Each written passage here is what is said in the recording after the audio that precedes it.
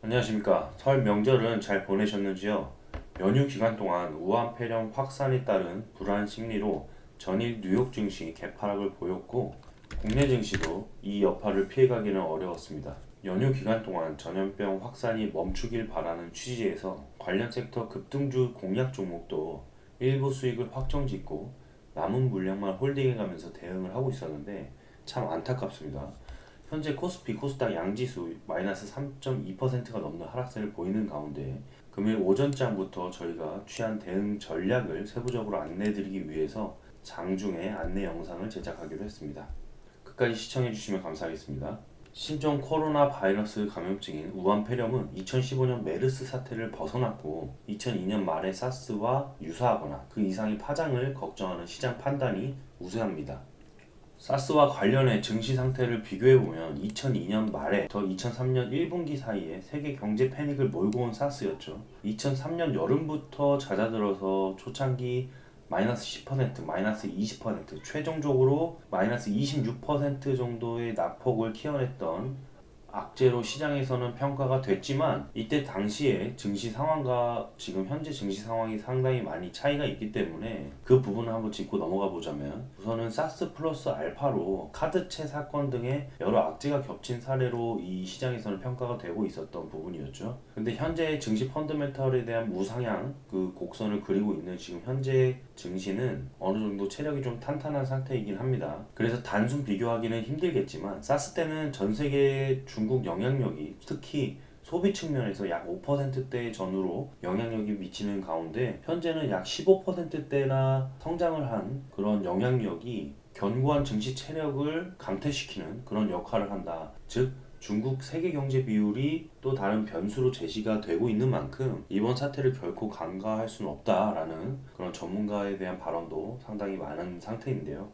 저희도 사실상 이제 감염 공포가 경기의 방향성을 바꾼 적은 없다라는 부분을 상당히 공감하는데 단기 조정에 대한 구간을 피해갈 수 없는 상황인 점은 반드시 명심하고 트레이딩을 해야 된다라는 취지에서 안내를 드렸었고 통상적으로 지금 현재 바이러스의 확산 단계를 초기, 중기, 말기로 한번 나눠봤을 때 초기에는 감염자의 증가 그리고 금융시장의 부정적 반응이 있었던 반면 중기는 세계적으로 급격히 확산이 되면서 사망자가 급증하고 금융시장이 패닉으로 가는 단계이고 말기는 그래도 백신의 발견과 날씨 변화 등으로 전염이 감소되고 경제 활동이 재개되는 3단계로 크게 나눈다면은 현재는 2단계 초기 상태로 평가가 되고 있습니다. 그래서 문제는 이 2단계의 기간이 얼마나 길어질 건가 하는 것이죠. 이는 코로나 바이러스의 잠복기가 10일에서 14일로 과거 사스의 2에서 7일에 비해서 긴 것으로 나타내고 있기 때문입니다. 게다가 감염 증상이 없는 사람을 통해서도 전염이 되는 것으로 알려지고 있습니다. 이에 따라서 중국 경제는 상당한 타격이 불가피해졌다. 그래서 사스 때의 국내 총생산 GDP의 1%포인트가 감소했던 중국은 이번에는 더 큰 손실을 입을 것이다 라는 관측이 제기되고 있습니다.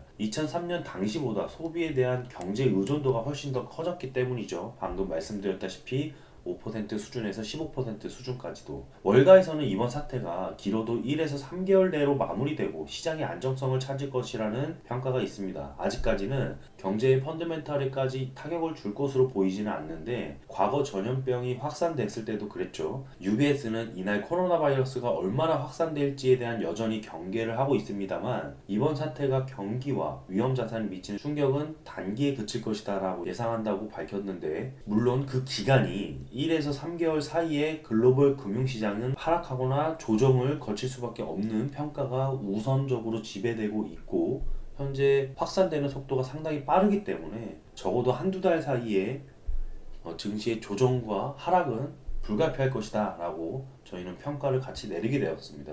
그리고 코로나 바이러스의 전염병이 얼마나 강하고 치사율이 얼마나 높은지 또 어디까지 번져나갈지 아직 파악도 되지 않고 있기 때문에 정말 세계의 전염병으로 커지면서 중국뿐 아니라 글로벌 경기 전체를 냉각시킬 가능성도 존재하고 있는 만큼 사스, 지카, 조류독감, 에볼라 등의 통상적 바이러스의 확산 경로와 비슷하게 진행된다면 월가에서는 미국의 주가가 6에서 13%, 심각할 경우에는 20%까지의 조정을 겪을 수 있다라는 관측이 있습니다.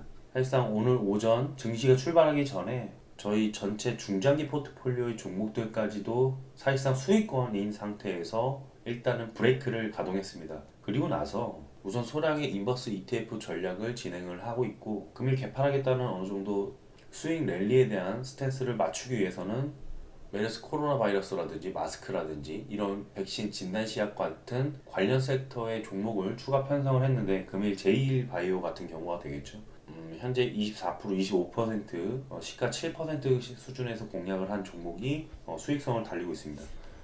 그리고 금일 평택 네 번째 확진자가 96명이나 접촉을 하고, 밀접 접촉도 32명이 자가 격리가 되는 등의 뉴스 속보가 뒤따랐는데요. 조금 더 빠르게 움직였어야 되는 게 아닌가라는 생각이 있는데, 신종 코로나 방역 대응 예산으로 208억 원의 신속 집행이 있었고, 정부의 관련 대처는 조금 더 신속하게 움직여야 될 것 같긴 합니다.